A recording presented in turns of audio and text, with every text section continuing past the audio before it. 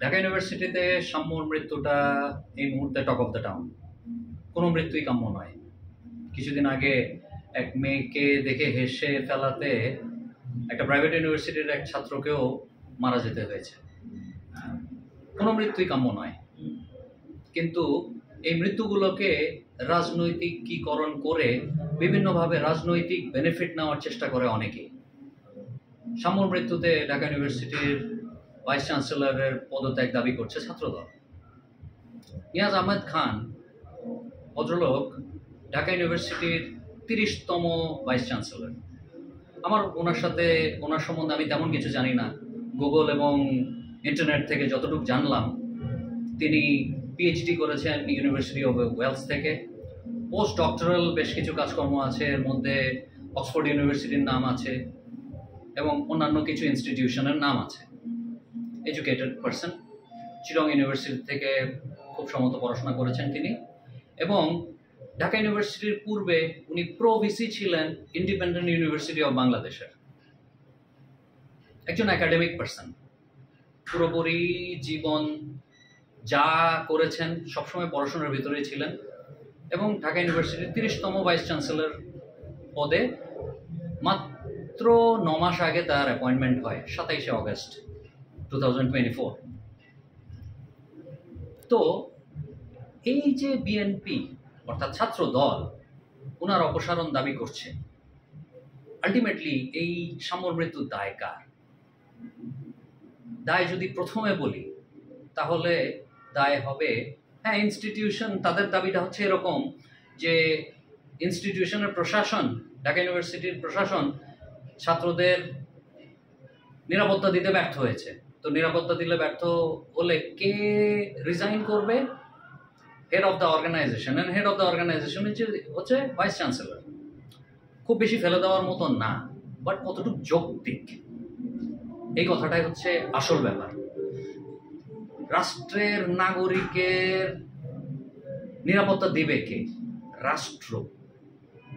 যদি ওইভাবে চিন্তা করি, সবার আগে পদত্যাগ করা উচিত স্বরাষ্ট্র উপদেষ্টা, যার আন্ডারে সকল বিভাগ, পুলিশ থেকে শুরু করে সবকিছু তার আন্ডারে।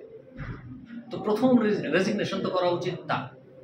আজকে একটা টক শো দেখছিলাম, বিএনপি, জামাত এবং একজন ইন্ডিপেন্ডেন্ট ছিল। বিএনপির একজন ছিলেন, জামাতের একজন ছিলেন, এবং একটা ইন্ডিপেন্ডেন্ট ছিল। তো জামাতের ভদ্রলোক বলছিলেন যে দাড়ি টুপি আলা দেখলেই, এবং তাদের কথা যদি বিএনপির লোকজনের কথা যদি তারা না শুনে, তাহলেই ট্যাগ হয়ে যায় জামাতি ট্যাগ, এবং তখনই তাকে অপসারণ করার বিভিন্ন চেষ্টা চলতে থাকে। সাম্যর মৃত্যুটাও ওখানে ওই টকশোতে উঠে এসেছিল। তো বাস্তবতা হচ্ছে, আমরা প্রত্যেকটা মৃত্যুকে নিয়ে যদি রাজনীতি করি, এই দেশ আগাবে কিভাবে? অত্যন্ত দুঃখজনক। সাম্যর মৃত্যুটা কোনোভাবেই কাম্য নয়, কিন্তু এই মৃত্যুর তলানি দেখতে হবে। আমার মত বলে স্বরাষ্ট্র মন্ত্রণালয়েরও কিছু করার নাই। একটা রেপ আর একটা মার্ডার বা একটা ছিনতাই, এগুলা কি রাষ্ট্র ইনস্ট্রাকশন দেয়? রাষ্ট্র এগুলোকে ট্যাকেল করতে পারে ম্যাক্সিমাম, রাষ্ট্র কিন্তু ইনস্ট্রাকশন দেয় না। তাইলে রুট কজ অফ সাম্যর মৃত্যু কি হতে পারে? আমি তো মনে করি রুট কজ হচ্ছে ছাত্র রাজনীতি। ছাত্র অবস্থায় সে অনেক নাকি ফেসবুকে লেখালেখি করতো। আমি তার ফেসবুক ওয়ালে যাই নাই, যতটুকু মিডিয়া থেকে শুনতে পেয়েছি, রিজভী সাহেবও বলছে যে আমি তাকে হারিয়েছি তার লেখালেখির কারণে। তো আলটিমেটলি রুট কজটা কোথায় থাকে? রুট কজটা হচ্ছে প্রতিহিংসা, এবং ছাত্র রাজনীতি করে এই প্রতিহিংসা বারবার জেগে উঠছে ছাত্রদের ভিতরে। তাইলে কি ছাত্রদের ওই পরিমাণ ম্যাচুরিটি আসছে? হিসাব করে দেখেন, শেখ হাসিনা গুম খুন করছে কিন্তু